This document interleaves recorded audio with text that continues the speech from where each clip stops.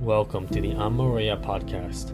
Together with experts in intimacy and topology, we explore how to connect deeply with yourself and discover what it takes to truly find the one.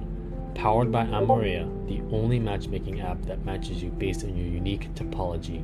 To try the app, go to www.amoraea.com. Today we have part 2 of our conversation with Mayor, and we discuss how you can use human design to navigate bipolar, how you can use human design to become more self-aware of your patterns, and how it can predict if you naturally belong in a poly relationship or not, how the I Ching and astrology is built into human design, and decision-making for the 4 major types, and how helpful are online readings really. Let's go back to the bipolar thing, because I think a lot of people have that. If you have that 2 lines, or 3 lines, 2 lines, the channels coming out of your emotional center, what can you do to level yourself out?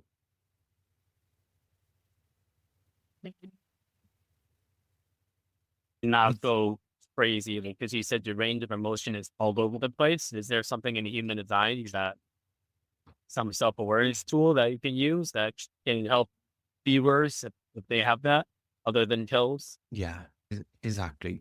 So that human design is not therapy, and it can't replace, say, therapy or whatever other tools, meditation, whatever. So once we point that out to somebody, it's a tool for awareness, like you were saying. So over time, they can start to recognize, to recognize these moods and the signs. Say, for somebody with this individual wave, these channels in the middle, often before a crash, they'll often feel be at the top, be like the highest. And that's something that you do see in bipolar people. I've got a few friends, they'll be really excited about their life, and they're going to do this and that, and it's just too much. And then you know that, okay, like tomorrow or in a few days, it's going to crash, and they're just going to be in bed for a week and not want to socialize. For a week? Wow, not bad. That, it depends. Yeah. Or, and people often use medication to try and stabilize it because they think there's something wrong with that. So the first thing to realize is that there's nothing, which is a really fundamental, that's probably one of the biggest things that human design gave me, the realization that there's nothing wrong with me, I say, and that I really believe that there's nothing wrong with anybody in themselves. We just say that human design is about understanding yourself so that you know how to relate with yourself in a healthy way, not expect things from yourself that you can't live up to, not compare yourself to others. So these highly emotional people, instead of being given the space and creative outlets to move that sort of those dark moods through. Say, I mean, it's a cliche that artists and musicians are really melancholic and depressive, but there's a lot of creativity in that. So each person has to find their creative outlet to move that emotional chemistry when it hits. Breathing. I think that's a practical thing. Yeah, breathing, creativity, bipolar, and a lot of emotions. Yeah. And we can say, you could, I don't want to get complicated for anybody that's not so into human design, but you can see that there's 3 channels coming out of each side of this center. I don't know if that makes any sense. And then this one in the middle here, and the same with the spleen. There's 3 different circuits or systems, what we call them. And the individual one in the middle, that's the one that's The formula is basically when you're high, when you're feeling good, when you're high, that's the time to be productive. When you're down and melancholic, that's not the time to be try and be productive or doing. That's the time to be creative and go inwards. And as long as you can find some way to do that, then that stops making it be a problem. Really. And just acknowledging it in yourself and breathing, finding the right music is really important as people. Then you can find other ways to deal with it instead of trying to shut it down with medications or sugar or yeah. Well, it's a challenging one. And if you're tribal, these ones in the middle, like you've got, this is a channel of hugs. Oh, I actually see your mouse. Ah, okay. Sure. Let's see. Can you see when? Let me point to. Can you see that? That's just red there. I see your Maya mechanics, and I see your giant mouse on strategy. Hang on. Maybe hang on. Ah, okay. There we go. Now I see it. Sharing applause. Okay. Yeah. So this channel here in the middle, you can see there are these 3 channels, and I'm right now doing a series of YouTube videos, one on each of these 3 circuits we've got in us. So there's the individual circuit, which is the creative and melancholic and spiky wave. And in the middle, this channel, you've got hugs and the best huggers. I've actually been told that. Okay, yeah. That's so funny. That'd be way too complicated to do that for all the channels, but you could say you're going to date this person. They're a great hugger. You want to hug? Yeah. Yeah. We call it tribal. It's because it's very affectionate and to do with emotional intimacy with other people, much more than the other channels, and community. So that's something that you've got in you and needs to be part of a community, and at the same time be able to preserve your privacy, your hermit side, shy side. Where was I going with that? This emotional wave, we talk about touch, about when you're feeling angry or down, or to help move the energy in. Whereas for the individual, it's being by themselves, doing something creative, listening to the right music. For the tribal person, it's having a hug, getting it might be meeting up with someone if you're social and just hanging out and having your arms around each other, or you're with your partner, they're people that really need to be held. It's like a tribal person. Yeah, tribal people holding each other. Yeah, so I would holding be a good match. Breathing. Yeah. Holding hands and yeah. So is that connected to love language as well? Because physical touch is the love language, right? Yeah. That leads. Yeah. And the individual person, they might not necessarily care or want to be touched, but they want to be listened to. So you deduce love languages from your charts. Yeah, that is something that you can do. Yeah, that I can see. Wow. Cool. That too, yeah. But it's not to say we can obviously learn the other. I think the other love languages, or be conditioned by them. But say you're a person who doesn't have anything tribal, and you've got a tribal mum who wants to cuddle you all the time, you're going to hate that. But yeah, no, we can learn. Yeah, we can be conditioned, but in the chart you can definitely see, this person really needs touch, or this person really needs to be listened to. Or for the other one, this one that you've got, we call it the collective circuit. It's about sharing experiences together. So I don't know if that's one of the love languages. Quality time. Together, quality time. So I have multiple. I like to be touched. Their time Yeah. together. Yeah, you've got all of them. I'm complicated. Are you? I don't think that I Maybe. am. Not sure. Wouldn't say needy, but Does it say anything about um, polyamory or monogamy? Can you introduce that? we can say some things. Here you can see when you look at a chart, and you can see it on basic charts too. You don't need to have professional software. You can see definition, split. It's about 40% of people are split definition. It means it's not easy to see on your chart because there's so much colors, but I muted myself.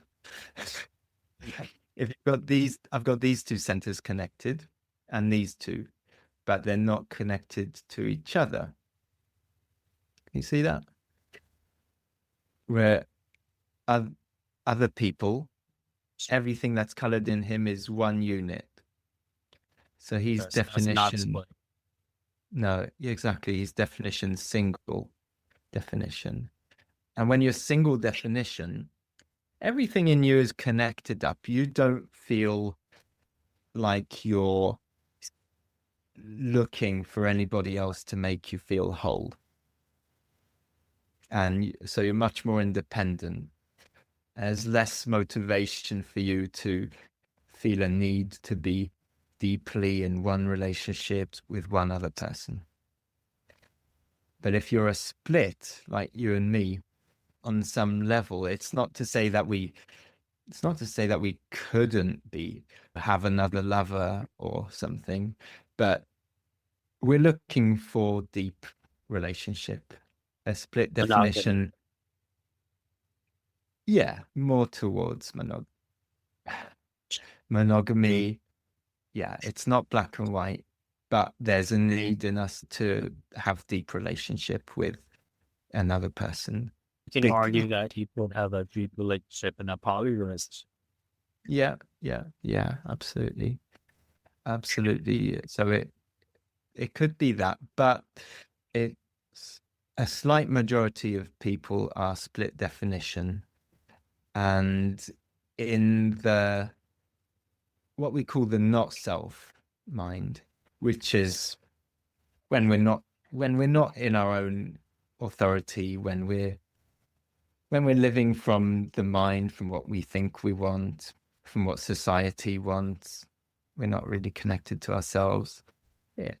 In the not self, a split definition really feels like they're not whole, like there's something wrong with us, and that we need somebody else to make us feel whole. And what we're looking for is 90% probability you might get into a relationship with somebody who has, say for you, something that connects these two parts of you. Those two parts are important. So we're trying to be single definition about partners. Yeah, we're looking for wholeness. We want to feel whole.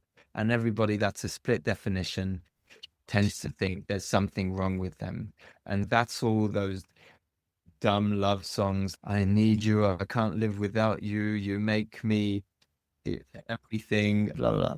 But there's a motivation for us on the unconscious level to look for somebody else that we can hold on to who makes us feel whole. Single definition people are like, yeah, I can have a partner. That'd be great. But if more. Exactly. Or I can be, or I can just be by. So it's not really monogamous, polygamous. It's more, we need a partner or not. Yeah. I'm looking for wholeness. Yeah. And I guess the way that there's a lot more motivation for someone like me or you to hold on stronger once we find a partner that connects those parts of us. Then somebody more inclined to look for casual sex too. What is that proposed? Is that where unhealthy casual sex comes from? It complete us.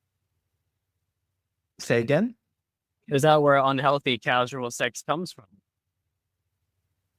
From complete us. Yeah, yeah,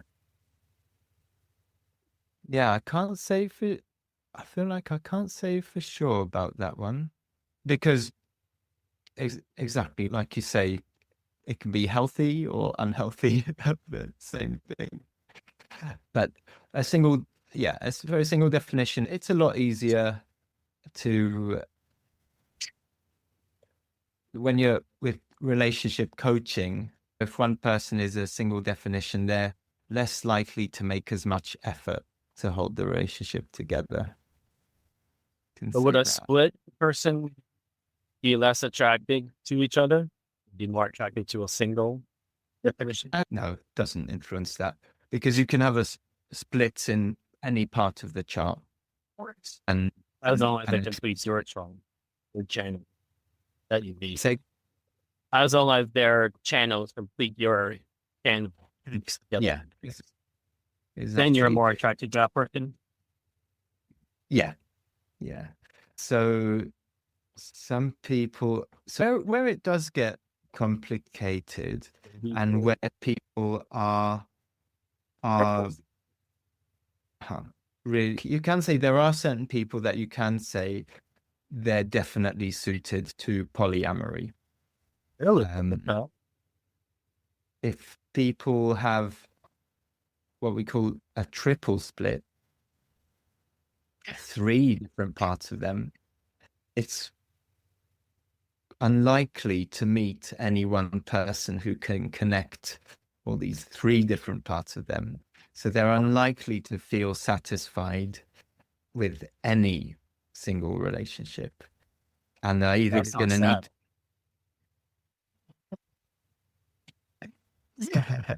until they appreciate that each relationship brings out a different side of them. And that, so maybe they have a monogamous partner, but they need a good social life outside of something else. Or maybe they have, maybe they have different partners. And there's some people that have 4 parts of them, a quadruple split. Yeah. And so they're pretty much never gonna, they tend to really like having several partners. Yeah. And each one polyamory. Everything just got so much more complicated. Oh yeah. The more complicated. This is very rare though, right? Yeah. What's common? Single, double split? So it's the just one split, like me and you, is about I think 45%, and single definition is 40% also, and then the other ones are right rare, just a few percent. Yeah. And there are some profiles that really need space in a relationship. If you've got a 3rd line in the profile, so I've got a 3rd line in my personality, and I can't be around my partner, no matter how much I love her, all the time.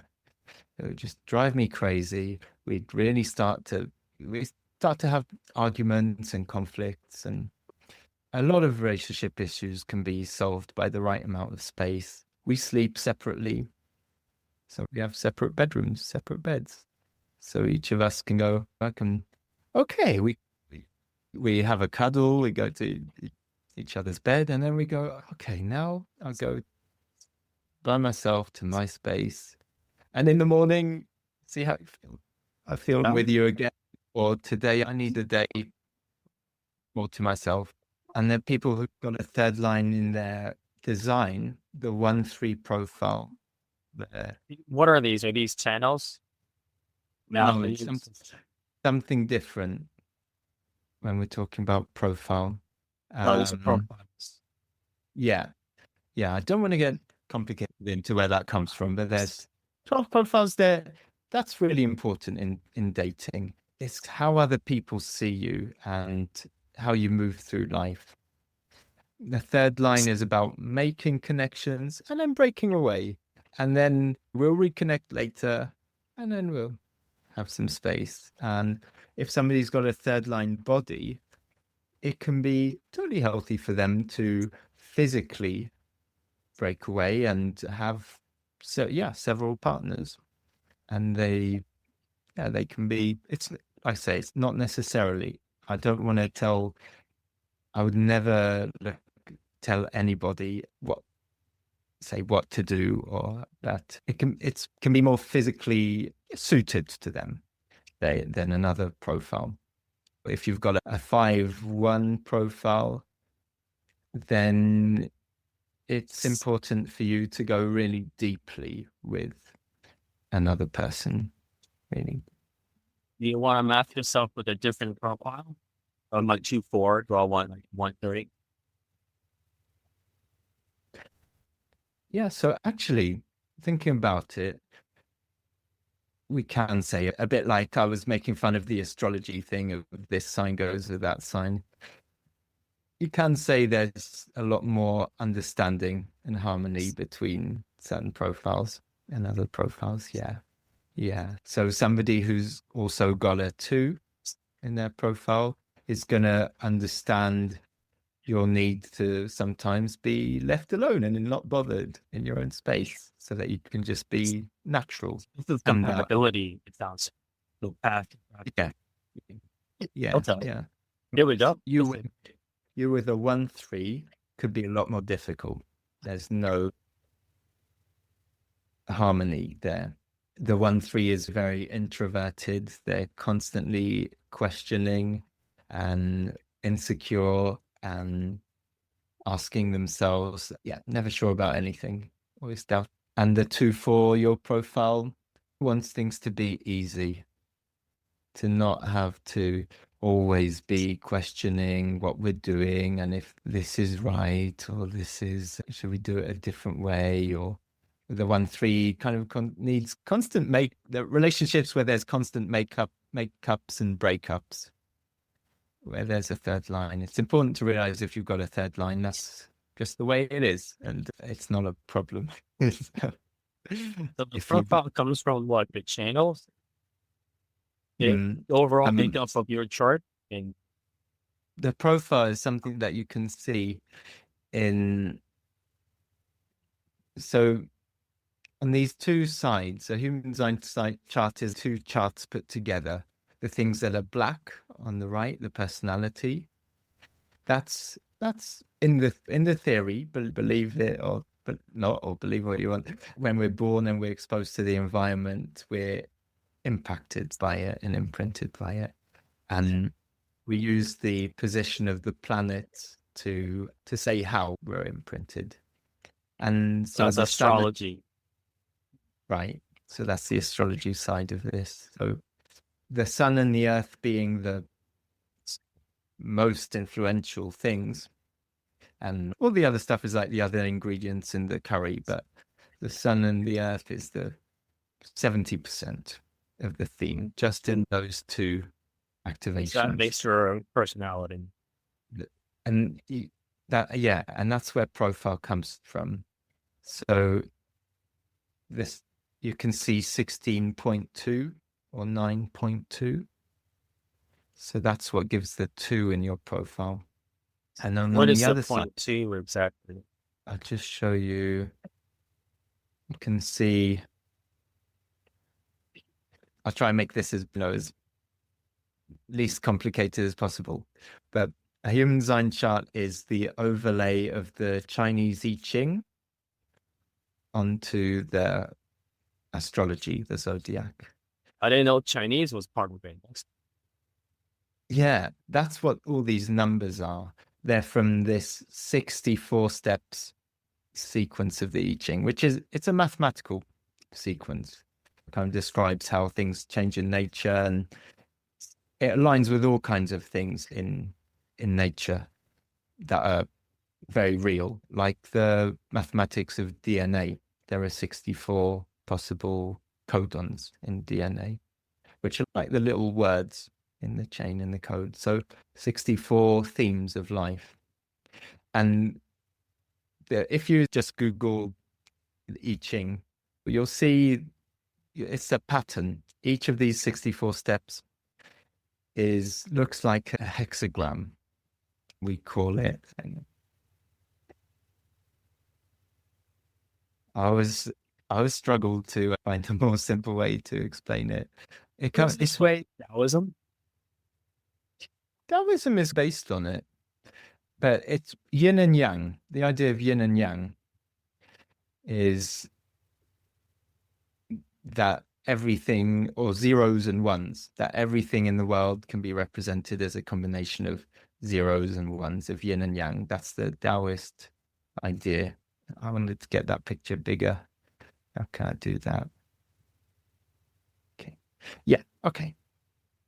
So in this system, when we draw a straight line, that's yang, and when we draw a broken line, that's yin. And then you have them in combinations, yang, yin, yang, and then you have 3 stacked on top of each other, and you have 8 different trigrams, we call them. And then if you put 6 lines, so it can be 0, 0, 0, 0, 0, 0, yang, or yin, yang, get it, blah, blah, blah, blah. You get the 64 possibilities, and they look like these. Each of them is represented with this, I don't know what to call it, code thing. 6 lines. Okay, so when we look at the chart, then at the moment of your birth, your sun was here, which in normal astrology we'd call, I'm not very Gemini. I'm not very knowledgeable about normal astrology. And it lines up with hexagram 16 in the I Ching. And then each hexagram has these 6 lines. So as we go around the year, the sun moves into 16, and first line, second line, third line, fourth line, fifth line, sixth line. And the point 2 is the line. And I made that really a lot more complicated than it needs to be. But each line has a quality. So 16 is the gate of skills. And there's a lot of different ways of exploring skills. So somebody with the first line at the bottom of the hexagram is trying to understand, what does it mean to have skills? What skills can I learn and be good at? And really trying to work quite hard to get solid at something. So we want to learn. Yeah. First line profile. Second line profile, like you, it's not about learning. It's about you're naturally talented you've got a lot of skills. That's something we can say from looking at your chart. And when people see you, they're gonna project onto you, whether it's true or not, that you're naturally talented and that you're really good at whatever it is you're doing. And you might be, you might not be, but there are definitely certain skills that you're naturally gifted at, that you don't need to work too hard or put too much effort in. With that line, I'm not clear what you mean. Second line? Yeah, I get it. So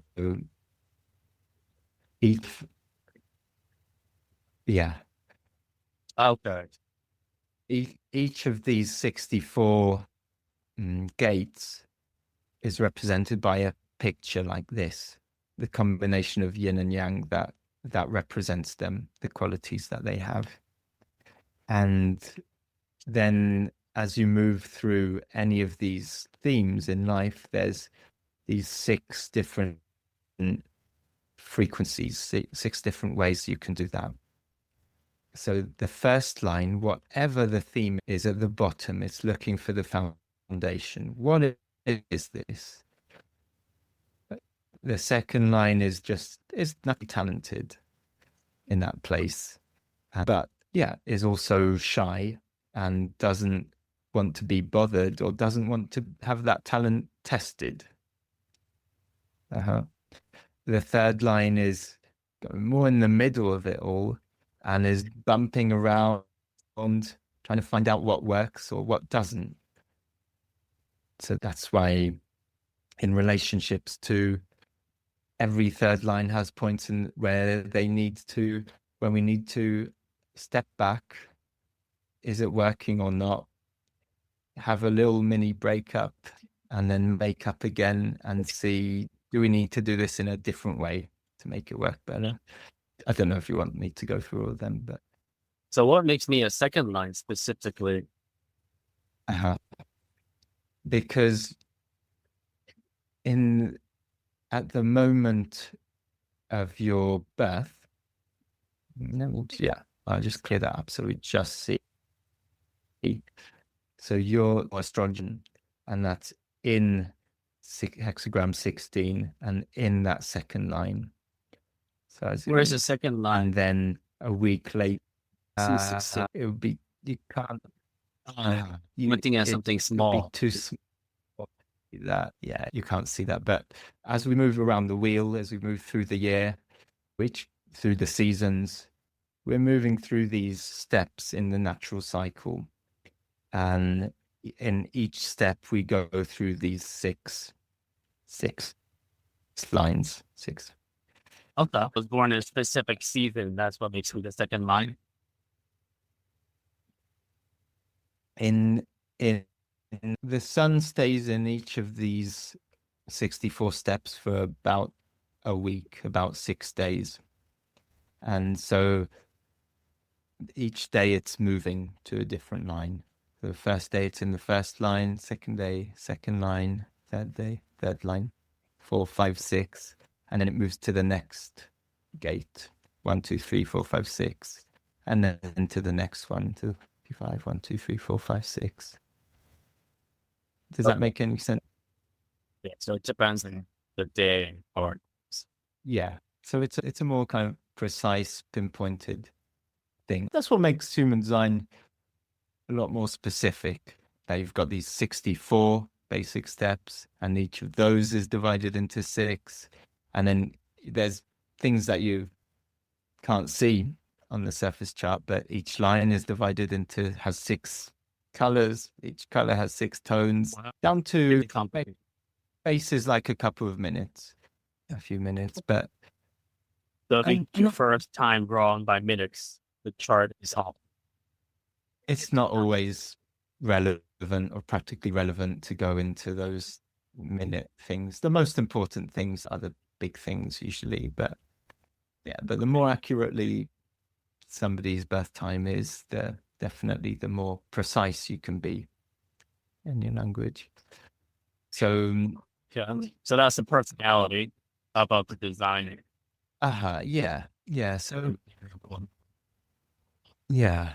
So this second line, how can I make this more practical again?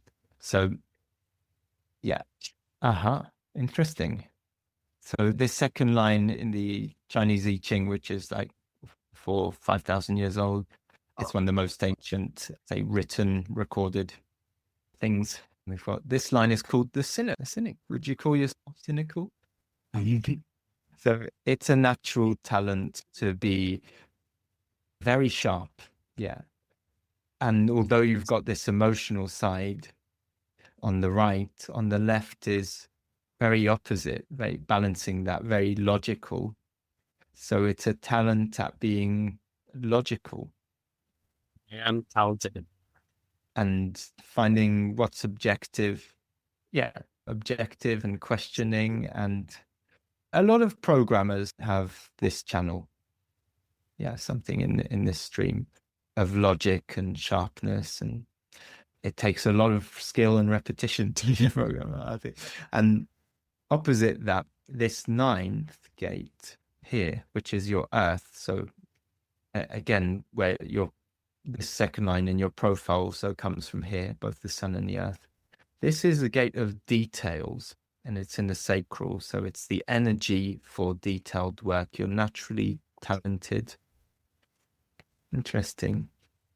The natural talent to be able to focus, which not everybody's got. I don't have that much patience or ability to sit down and do really minutiae detailed stuff. Yeah, but you've got that. All designed differently. Exactly. Yeah. And the unconscious side, the design which is often usually really different to the personality. It's like the personality and design, that's the relationship in us we have to deal with. So in human design, rather than seeing like the soulmate idea as something outside of you that you need to chase after, it's about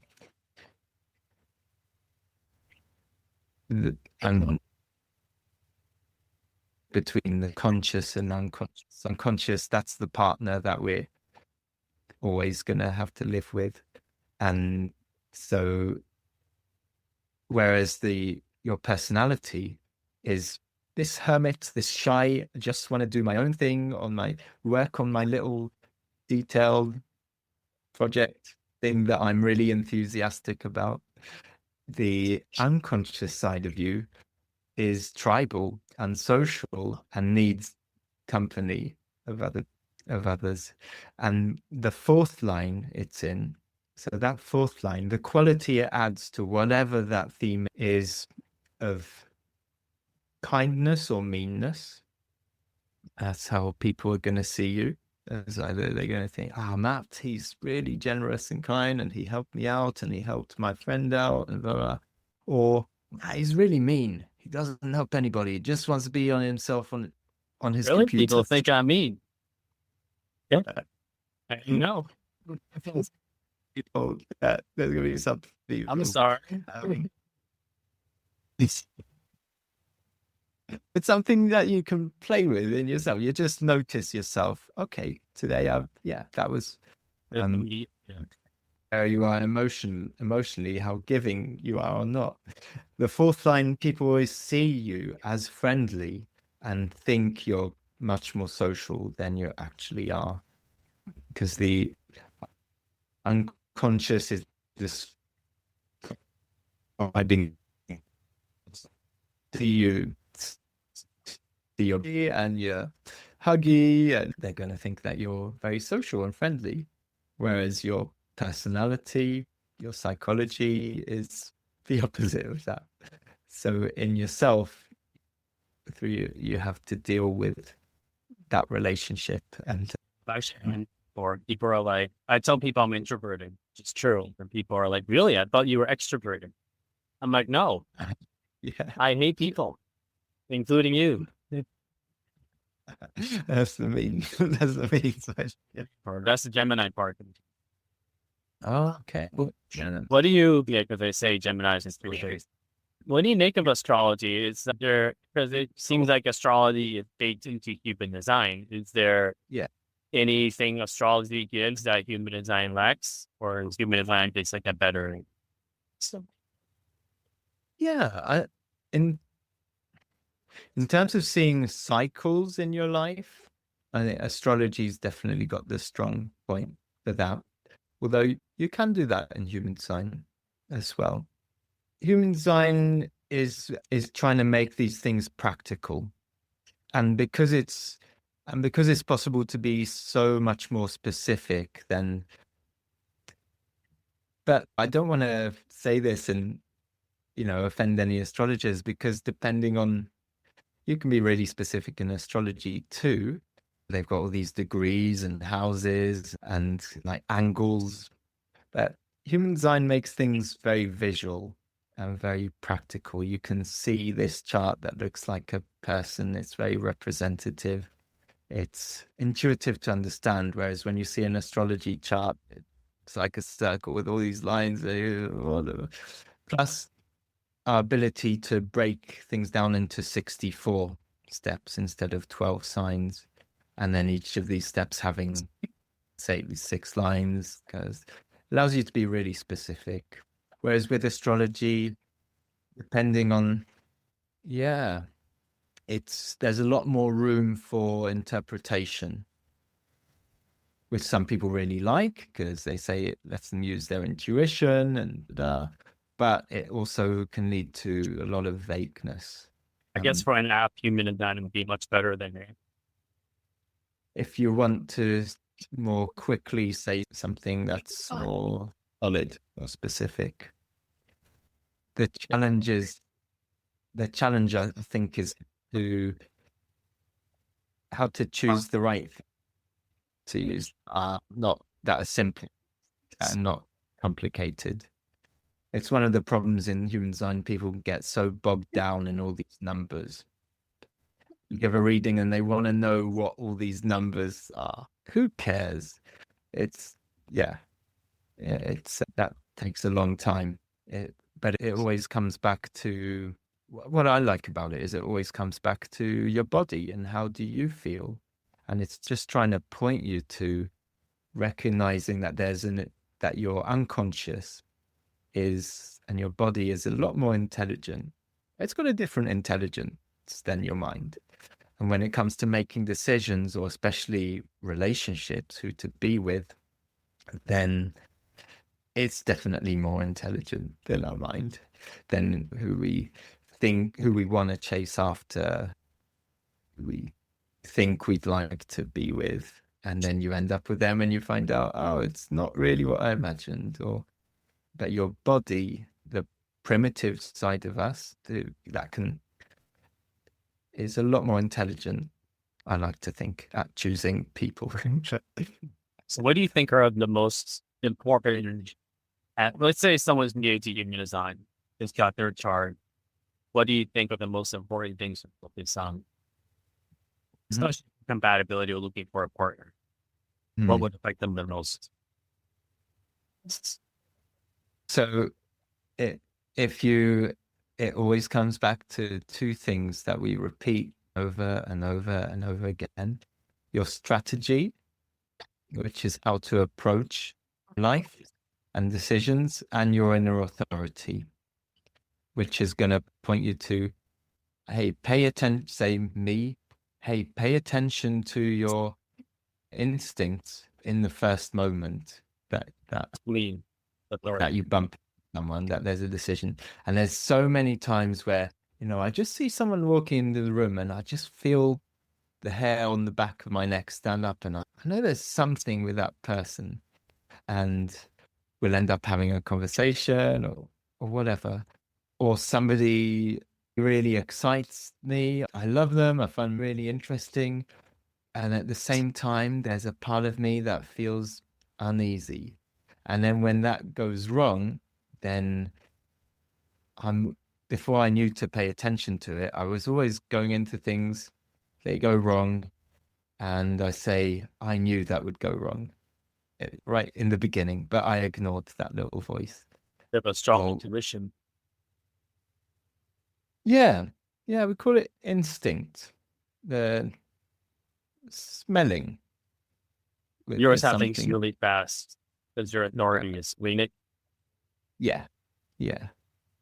And if I take too long to make a decision, I just get more and more confused, and I forget what I felt, what my instincts were trying to tell me in that first moment.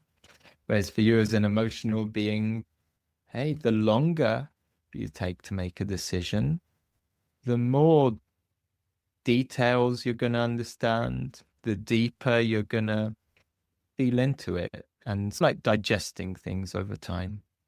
Obviously, up to a certain point where you feel clear about it, and that's it.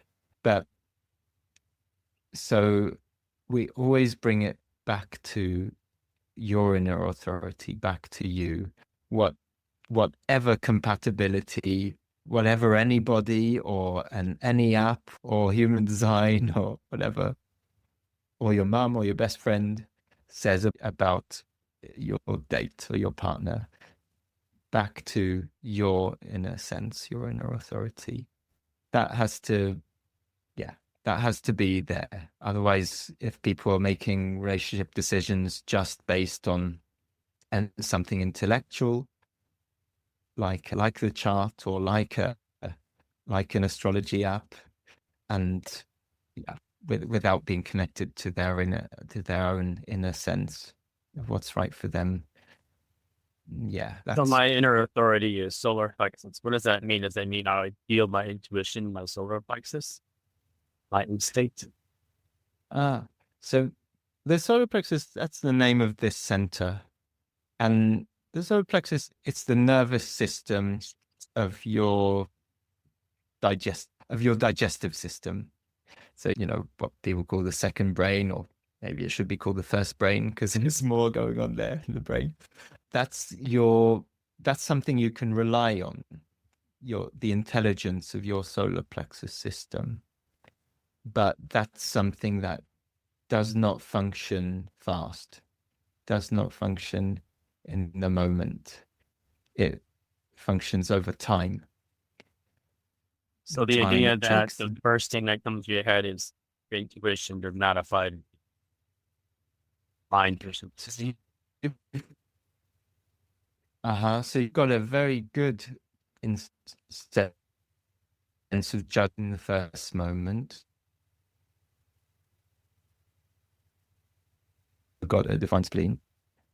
And if you meet that person again on a different day, when you're in a different place emotionally, maybe you'll have a different intuition about them.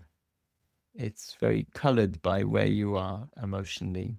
So you can't just rely on what you feel in the moment. Interesting. So I have intuition that's quick, but it also depends on how I feel towards the moment.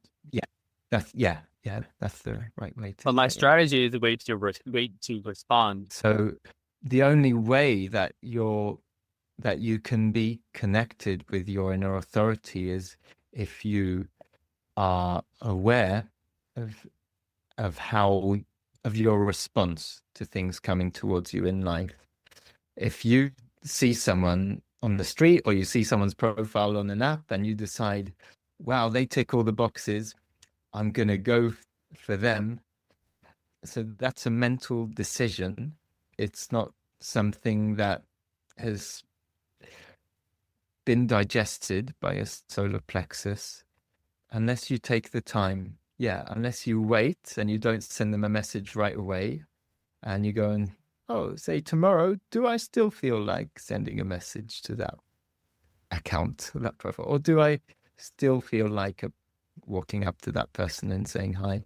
But you know that you're not going to know if it's really right for you or wrong for you until there's something for you to respond to. Until they say, hi, do you want to... Until you hug each other and you feel how your body reacts. If you feel comfortable with them, or wait to respond. For 20% of people who are projectors, the strategy is wait for the invitation, which often gets misunderstood. So there's a kind of social hierarchy in types. There's a type called a manifestor, which is rare, which is 1 in 10 people, and they don't need to wait for anything from the outside, just there in a sense. And then they can really go for things. When we're talking about, say, the classic dating cold approach that's often taught for men, that's easy for a manifestor to. It doesn't mean they'll necessarily get into fulfilling relationships that way. It doesn't mean that they won't either, but that's easy. But for a generator, it can work okay. Like I say, if you've got somebody, a wing man or woman, who says to you, do you feel like chatting with that person or not? For a projector, it never works. Never going to work. Because the wait for recognition. From the other person. The other person, yeah. So, say for a projector, gosh, I'm thinking back on when I was looking into all these things. If I'm trying to relate it with the old-fashioned pickup stuff, then it would be peacocking to the max and seeing who is interested or recognizes what you're wearing or reading, or those are projectors. Peacock. Projectors are looking for recognition more than any other type, so they're usually trying the hardest as well to get it. from. That seems And really harsh for men in the dating world. If you're a projector as a man, usually women don't approach you, the masking role to walk up to a woman. How would that work? Is it harder? Am I right? yeah, it is harder, and it never worked for me. Absolutely never. But say, so how you move in life depends a lot on your profile. So you've got this fourth line in your profile, this friendly side. It's fourth lines get the best opportunities, jobs, relationships through people they already know. They'll just be at a party and introduced to someone and get chatting, and or a third line like me, I just bump into people, and it's a natural thing. It's very different if I'm trying to, say, intentionally go out and thinking to myself, okay, I'm going to walk up to this person and meet this person, that person. If I'm just busy doing what I love, I just naturally bump into people, and then we get chatting. And then what I'm looking for is a sense of being understood, recognition by the other person. And it's, and what I'm definitely looking for is that I'm not going to be doing all the work. It's a manifestor can walk up to someone and say, hey, I find you really interesting. Whatever, I saw your podcast, or I just like your style. I want to go, let's go and have a drink together and see. They'll if we be good get at on. sales too, I imagine. Yeah. Marketing. Yeah. Yeah, go kiddos. When you're walking, say if you go to in Playa del Carmen or something, you're walking along the beach, and there's all these people coming out of every restaurant to try and get you. They go, hey, blah, blah, blah. So some people act, and you're just like, no thanks. Some people actually manage to engage you, manage to impact you, we say, and that's what manifestors are good at. But a possible strategy for you, the projector, would be to look for, if you want to be a pickup artist, then you look for signs that a woman is interested in you. That might make sense. Yeah, totally. And it depends how projectors can be manipulative, can be very manipulative. I watch out for you. And the thing is with a projector, they're called a projector because they really, when you're talking with them, it really feels like you've got their full attention. They're really projecting into you. They really focus in. They're best suited to one-to-one interactions. They're really focusing in on one person, understanding who that other person is. And if you want a healthy relationship, then it means that you don't want to be manipulating the other person to like you, because that's not going to work long term. And it's too much hard work. It's a lot of hard work. You want somebody that appreciates you without you needing to do anything extra, without you needing to work at it. Projectors have this sacral center open. The handicap of a projector is very limited amount of energy, potential burnout, exhaustion, all that. And so you don't want to be someone who's doing all the work in a relationship. Nobody does, but what we're looking for is a very special kind of appreciation by the other for who we are. And this invitation thing, it's that there's an opening for you. I bumped into my partner, who I've been with for 6 years now, in a cafe. I was just at work and I walked in, and she was talking with the owner, and we just started talking together, and then we started just chatting one-to-one, and then It was her that asked me for my number. Yeah. She a manifestor? No, she's a generator. So I said to her something like, I knew about human design, so I was very careful not to push anything, not to chase.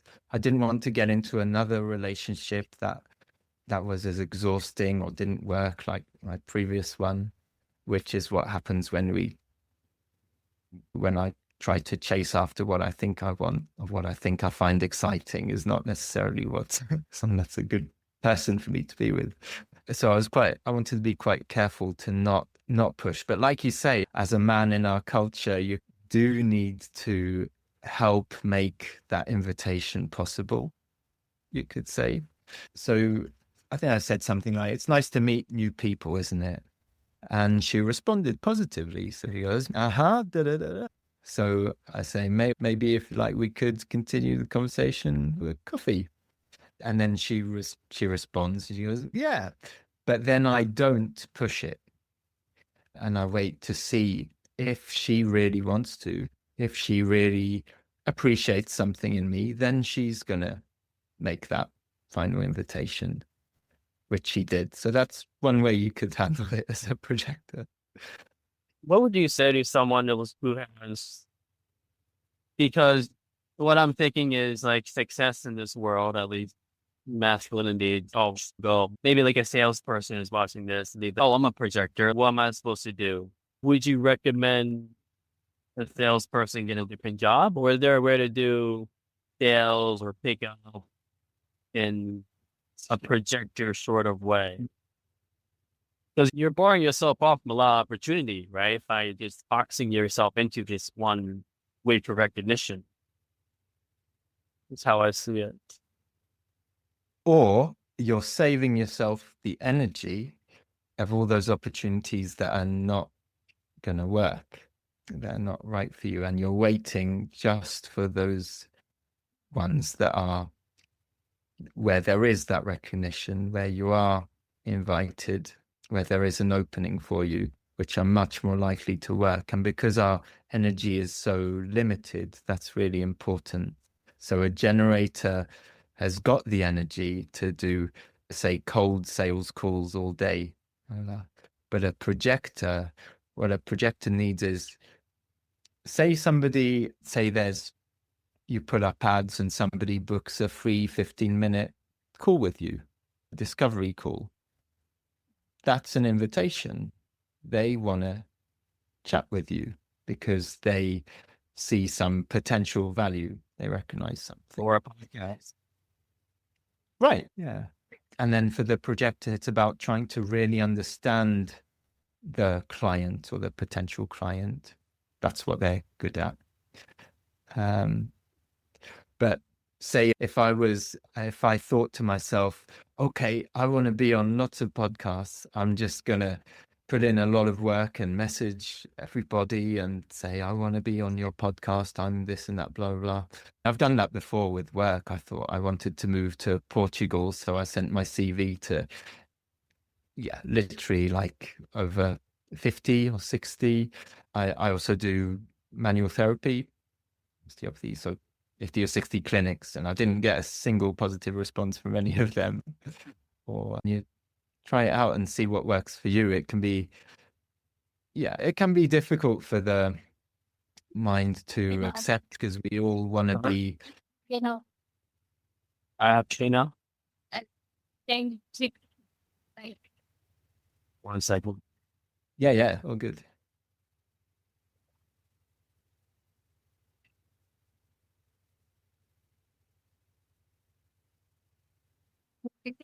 No, thank you.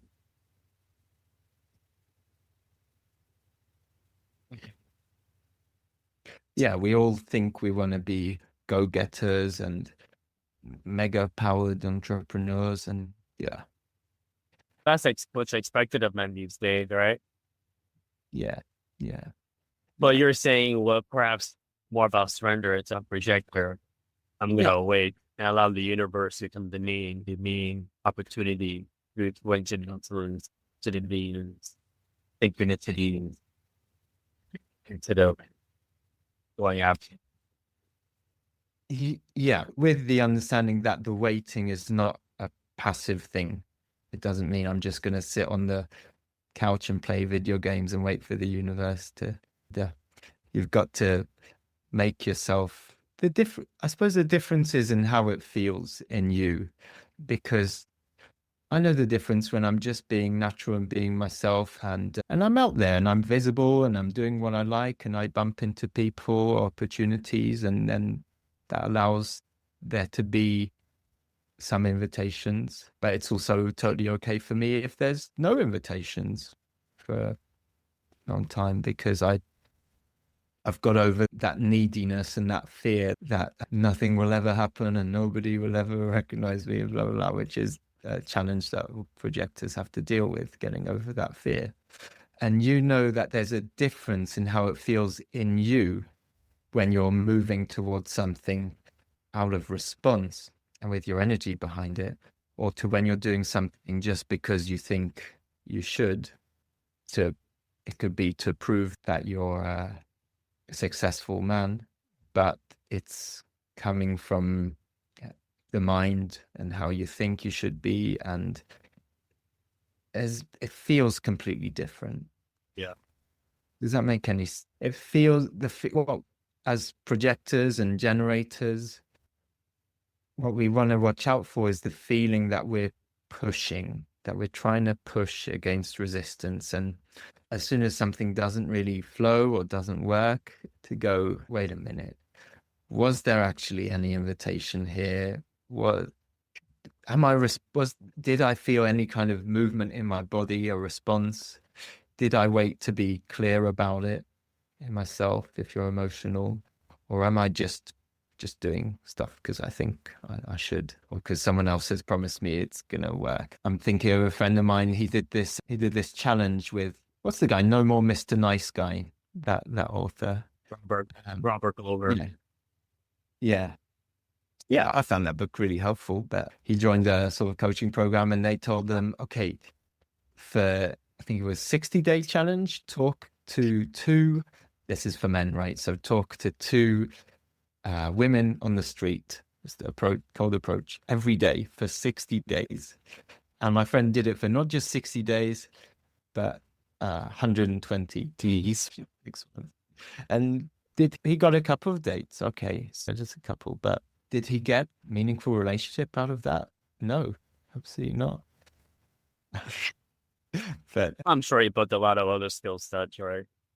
That's what cold approach did mean. A lot of confidence. Yeah. On what mission is slide. Yeah. But I don't know.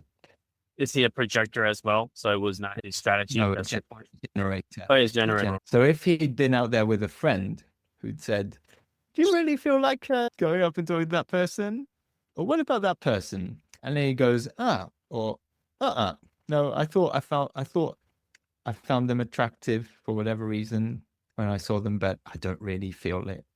And that way they could have cut out a lot of wasted energy, for example.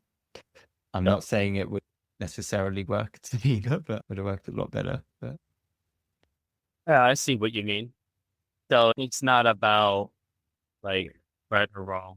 You could potentially know your type without human design by just looking into yourself. Yeah. Oh, that didn't be good. Feels good. Human design is just a map to tell you, hey, this is what feels good for you. Yeah. Because we're so bogged down in society and what we should do, shouldn't do. It's hard to listen to ourselves. The human design is for ourselves. Yeah. Okay, that makes sense.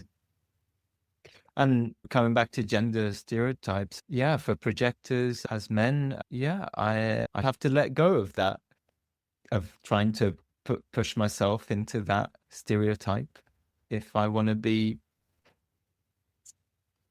myself, and realize that it's okay and life works in a different way for me. You could say I'm much more yin than my partner, than Julie. She's a lot more, how would you say it? A lot stronger than me in a lot of ways. Yeah. Could you develop that part of you if you wanted, the more of the masculine? go-getter, because we can be whoever we want. The chart is not us. We could develop that part.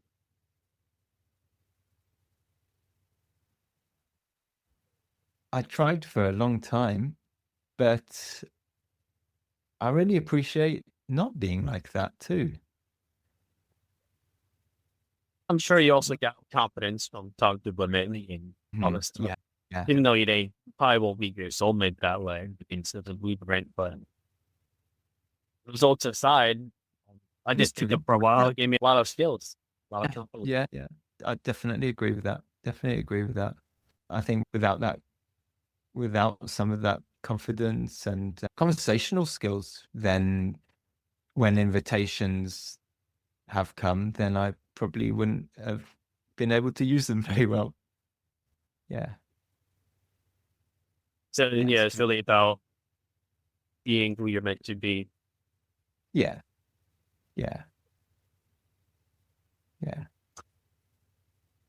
Okay. One last question. What do you think about these online charts?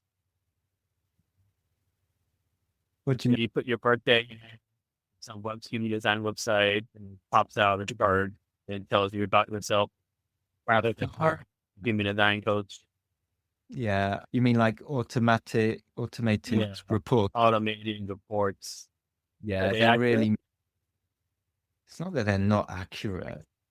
But they totally miss out on the holistic side of what happens. We can say you're a generator and you've got this profile and you've got this authority, and you can take these things apart. But that's completely different to putting them together when a human, say a machine, can say, you've got this gate, you've got this type, but how does a manifesting generator who's a 2-4 profile with solar plexus authority and natural talent in the gate of skills and details, combined with all these other things all together, what's that like? And that's where the magic is. And I don't know, for now at least, the machine can't do that, because you haven't found someone that can do that yet. No, they completely miss out the magic of it. A solar plexus authority works really differently depending on your type and profile, and a 2-4 profile as a manifestor is going to move through life completely differently to a 2-4 profile as a projector. Yeah. I don't know. I'm very much just talk to a human about it. When it comes to those things, don't get me wrong, it's not like they're not useful as a learning tool or a reminder, but they're not going to give you the synthesis. They're not going to point you to yourself in the same way that a person can. Yeah. If that makes any sense. Yeah. Okay. Cool. Where can people find you? So I've got a little YouTube channel, Surrender Space, and my website is surrender.space. And I've got a 1-year-old baby. I'm not, say, very regular with the YouTube stuff, but it's something that when I find the time, I focus on. And otherwise, just welcome to contact me for one-to-one coaching, or if you've already had a reading and you want to get clearer on something, or foundation readings. Yeah. All right. Thanks, Mayor, for hopping. Pleasure. So, Thanks for your patience with that. Hope I didn't make some of those bits too unnecessarily complicated or long. It was great. It's always tricky to try to say things that generally can be true for everyone without I suppose missing the point of differences and individual differences. Yes. It's very nuanced and everyone's so different. Hard to make generalizations. Yeah. Yeah. The Latin. That's it for today's episode of the Amoraea Podcast. If you find value in topology, imagine what it would feel like to find your match based on proven topology tests. That's why we built Amoraea. Become part of the movement at www.amoraea.com. I'll catch you in the next episode. Find your match, dive deep where the heartstrings